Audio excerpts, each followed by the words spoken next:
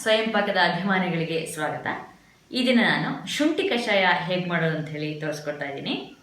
ಈ ಶುಂಠಿ ಕಷಾಯ ಶೀತ ಕೆಮ್ಮು ತೊಂದರೆಗೆ ಅನುಕೂಲವಾಗುತ್ತೆ. ಹಾಗೆ ನೀವು ದಿನ ಕುಡಿಯೋದ್ರಿಂದ ಆದಷ್ಟು ಶೀತ ಕೆಮ್ಮು ಬಾರದೇ ಇದ್ದಾಗೆ ತಡೆಯುತ್ತೆ ಕೂಡ.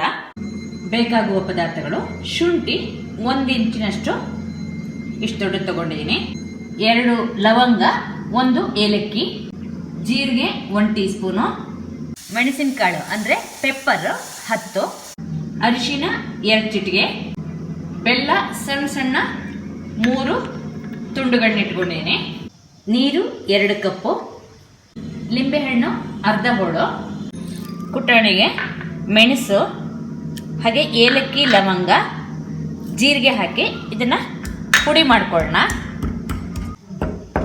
ಇವೆಲ್ಲ ಕುಟ್ಟಿ ಆದಮೇಲೆ ಶುಂಠಿನ ಹಾಕಿ ಅದನ್ನ ಸ್ವಲ್ಪ ಜಜ್ಕೊಳ್ಳಿ. ನೀರನ್ನು ಕುದಿಲಿಕ್ಕಿಡೋಣ. ನೀರಿಗೆ ಬೆಲ್ಲ ಹಾಗೆ ಅರಿಶಿಣ, ಅದೇ ಥರ ಕುಟ್ಟಿರುವಂತಹ ಪದಾರ್ಥಗಳನ್ನೆಲ್ಲ ಹಾಕೋಣ. ಇದು ಚೆನ್ನಾಗಿ ಕುದಿಲಿ. ಕಷಾಯನ ಚೆನ್ನಾಗಿ ಒಂದು 5 ನಿಮಿಷ ಕುದಿಸಿದ್ದೀನಿ. ಸ್ಟವ್ ಆಫ್ ಮಾಡಿ ಕಷಾಯನ ಸೋಸ್ಕೊಳ್ಳೋಣ.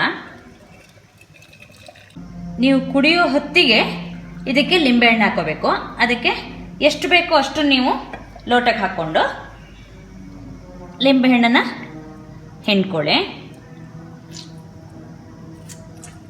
ಒಂದ್ಸಲ ಲಿಂಬೆಹಣ್ಣು ಹಾಕಿದ ಮೇಲೆ ಇದನ್ನು ಕಲಸಿದ್ರೆ ನಿಮಗೆ ಶುಂಠಿ ಕಷಾಯ ಸಿದ್ಧವಾಗಿದೆ. ಈ ಶುಂಠಿ ಕಷಾಯವನ್ನು ನೀವು ಕಾಫಿ ಟೀ ಥರನೇ ನೀವು ಯಾವಾಗ ಬೇಕಾದರೆ ಆವಾಗ ಕುಡಿಬಹುದು.